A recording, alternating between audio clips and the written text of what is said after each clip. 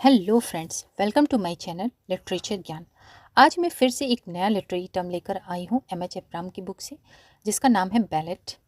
बहुत सारे स्टूडेंट्स को ये बुक काफ़ी हार्ड लगती है समझने में, लेकिन मैं एक एक लिटरेरी टर्म बहुत ही आसान तरीके से समझा रही हूँ। तो देर न करते हुए चलिए समझते हैं इस टर्म को, और आगे की भी वीडियोज़ देखने के लिए चैनल को सब्सक्राइब जरूर करें। तो फ्रेंड्स, क्या आप जानते हैं, एक वक्त था जब लोग कहानियाँ गाते थे। किताबों में नहीं, लोगों की जुबान पर कहानियाँ जिंदा रहती थी। जैसे love, war, death and mystery, सब कुछ एक गाने में समा जाता था और उसे कहते थे बैलेड। आज हम जानेंगे क्या है बैलेड, इसकी ओरिजिन, स्टाइल, फीचर्स और कैसे ये सिंपल फोक सॉन्ग से बन गई लिटरेचर की अमर रचना। तो चलिए देखते हैं अपनी फर्स्ट स्लाइड। तो चलिए स्टूडेंट्स, इसकी डेफिनेशन एंड ओरिजिन को देखते हैं। बैलेड एक सॉन्ग या नैरेटिव पोएम होती है जो किसी स्टोरी को बताती है। मतलब ये ऐसी कविता होती है जिसे गाया भी जाता है और सुनाया भी। इसका मुख्य उद्देश्य होता है कहानी के रूप में भावनाओं और घटनाओं को प्रस्तुत करना। इसे फोक बैलेड या ट्रेडिशनल बैलेड भी कहा जाता है, क्योंकि ये आम लोगों द्वारा बनाई और गाई जाती थी, जैसे गाँव में लोकगीत। अब इसके ओरिजिन को देखते हैं।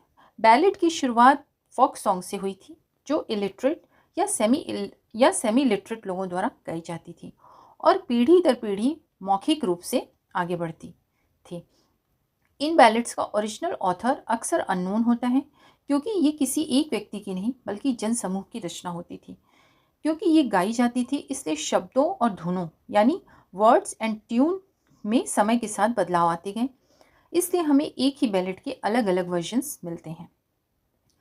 इन शॉर्ट अगर हम देखें तो बैलेड एक स्टोरी टेलिंग सॉन्ग है जो कॉमन पीपल के बीच बहुत पॉपुलर थी और जनरेशन से जनरेशन तक ओरल ट्रेडिशन में आगे बढ़ती थी। एंड स्ट्रक्चर को देखते हैं। अब बात करते हैं बैलेड की फॉर्म और स्ट्रक्चर की, यानी बैलेड्स किस तरह लिखी जाती थी। बैलेड का बेसिक स्ट्रक्चर होता है बैलेड स्टैंजा, जिसे हम कहते हैं क्वाट्रेन, यानी 4 लाइनों का स्टैंजा। तो सिंपल वर्ड्स में हर स्टैंजा में 4 लाइन होती हैं और हर स्टैंजा अपने आप में एक छोटा सा पार्ट ऑफ द स्टोरी बताता है। अब देखिए इसकी राइम स्कीम क्या होती है। आमतौर पर सेकंड और फोर्थ लाइन आपस में राइम करती हैं, मतलब दूसरी और चौथी पंक्ति के लास्ट वर्ड्स एक जैसे साउंड करते हैं।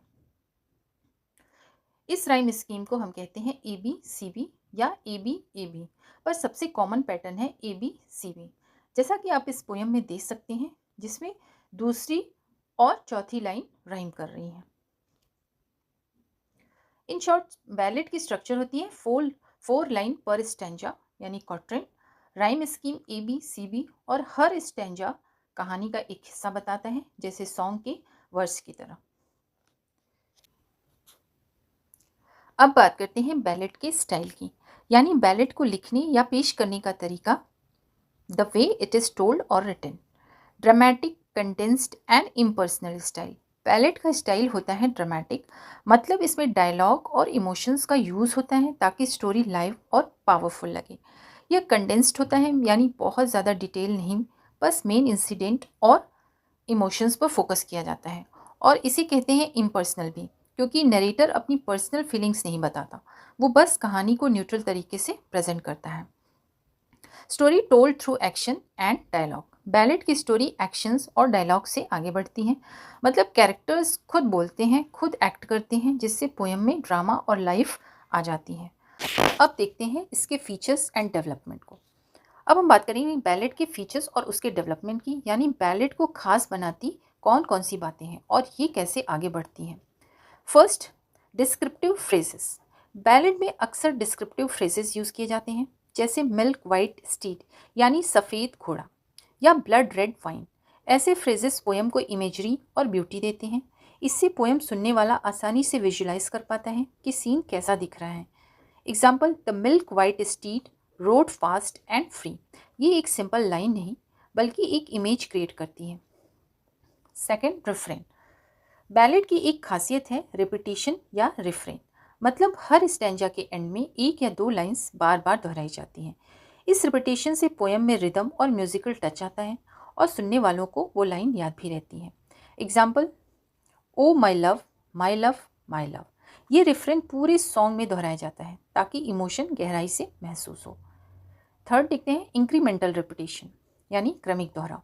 यह बैलेड की सबसे इंटरेस्टिंग विशेषता है। इसमें लाइंस तो दोहराई जाती हैं लेकिन हर बार थोड़ा सा बदलाव किया जाता है जिससे स्टोरी आगे बढ़ती है। मतलब हर बार वही लाइन आती है लेकिन उसका मीनिंग थोड़ा नया हो जाता है। Example, she look to the north and she look to the south. अगली बार आएगा she look to the east and she look to the west. यानी रिपीटेशन से ही स्टोरी प्रोग्रेस करती है। In short, ballad use descriptive imagery, refrain and incremental repetition to create rhythm and advance the story। यानी ballad में imagery, repetition और gradual development तीनों मिलकर उसे एक म्यूजिकल स्टोरी बनाते हैं। करते हैं बैलेड के ओरिजिन और उसके डेवलपमेंट की, यानी बैलेड की शुरुआत कहाँ से हुई और समय के साथ कैसे बदली। अब देखते हैं इसकी ओरिजिन। बैलेड की शुरुआत हुई थी मिडिल एजेस में, जब लोग कहानियाँ ओरल ट्रेडिशन में सुनाया करते थे। उस समय ज़्यादातर लोग इलिटरेट या सेमी लिटरेट थे, इसलिए ये गाने और कविताएं लिखी नहीं जाती थी बल्कि गाई जाती थी। बाद में 18वीं सेंचुरी में जाकर इन्हें लिखित रूप में संग्रहित किया गया। इंपॉर्टेंट वर्क्स देखते हैं।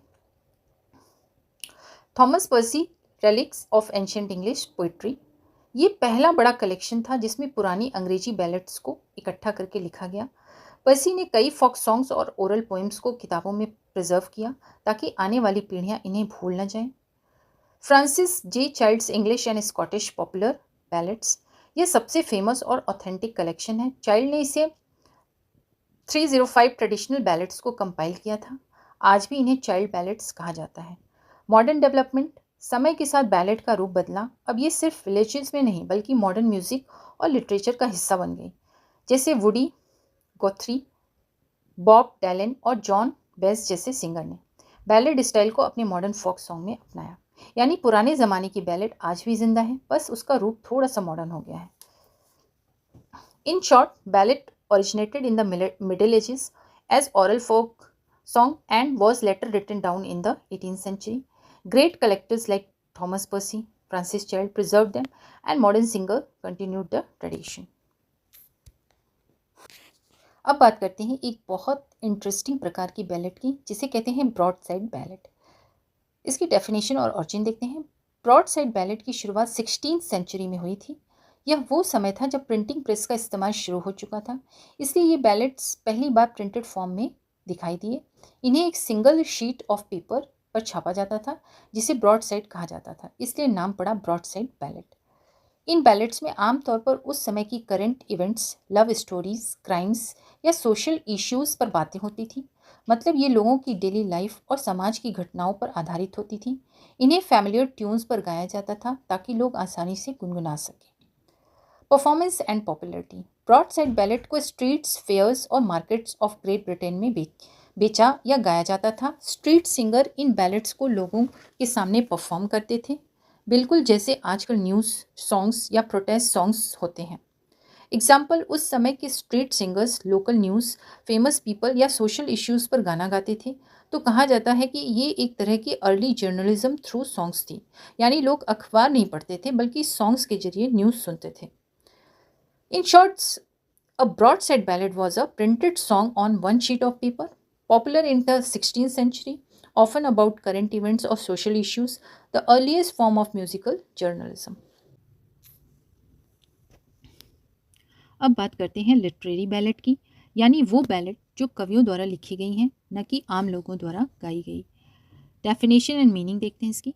अ लिटरेरी बैलेड एक रिटन इमिटेशन है ट्रेडिशनल फोक बैलेड का। मतलब पुरानी फोक बैलेड्स की तरह ही फॉर्म और रिदम तो वही रखी गई, लेकिन इन्हें एजुकेटेड पोइट्स ने लिखा अपने आर्टिस्टिक इमेजिनेशन और लैंग्वेज के साथ। सरल शब्दों में कहें तो फोक बैलेड्स ओरल ट्रेडिशन से आती थी, गाई जाती थी और एनोनिमस होती थी, यानी इसके लेखक अज्ञात होते थे। जबकि लिटरेरी बैलेड्स को नॉन पोइट्स ने लिखा, जैसे कॉलरिज, वर्ड्सवर्थ, कीट्स आदि। इसके फीचर्स देखते हैं। लिटरेरी बैलेड्स ने फॉर्म, रिदम और स्पिरिट तो पुरानी बैलेड से लिया, लेकिन उसमें इमेजिनेशन, सिंबॉलिज्म और पोएटिक पॉलिश जोड़ दी। इनका एक्सप्रेशन ज़्यादा रिफाइंड, आर्टिस्टिक और पॉलिश्ड होता था। इन्हें पढ़ने में ऐसा लगता है जैसे कोई सॉन्ग विद डीप मीनिंग हो। फेमस एग्जाम्पल देखते हैं सैमुअल टेलर कॉलरिज की the rhyme of the ancient mariner सबसे प्रसिद्ध लिटरेरी बैलेड है, जिसमें एक सेलर की रहस्यमयी सी जर्नी को बताया गया है। William Wordsworth We Are Seven innocence और डेथ पर आधारित एक सिंपल लेकिन इमोशनल पोएम है। जॉन कीट्स की La Belle Dame sans Merci एक रोमांटिक और ट्रेजिक बैलेड जिसमें इमेजिनेशन और मिस्ट्री दोनों हैं। So Walter Scott Proud Maisie Scottish tone वाली लिरिकल बैलेड जिसमें इमोशन और सिंप्लिसिटी दोनों दिखते हैं। यानी फोक बैलेड थी जिन जनता की आवाज़, जबकि लिटरेरी बैलेड है कवियों की कला और भावना का रूप। तो दोस्तों, ये थी हमारी आज की पोएटिक जर्नी द बैलेड, एक ऐसी कविता जो गाई भी जाती है, सुनाई भी जाती है, जिसमें होता है स्टोरी, इमोशन और रिदम का शानदार मेल। हमने देखा कि कैसे बैलेड्स फोक सॉन्ग से शुरू होकर लिटरेरी मास्टरपीसेस बन गई और आज भी ये मॉडर्न सॉन्ग्स और स्टोरी टेलिंग का हिस्सा है। अगर आपको ये वीडियो हेल्पफुल लगी हो तो लाइक, शेयर, सब्सक्राइब जरूर करें, ताकि अगली बार जब हम एपिक या एलिजी जैसे नए पोएटिक फॉर्म्स सीखें तो आप सबसे पहले देख सकें। Thanks for watching. Keep learning, keep growing, and let literature sing in your soul.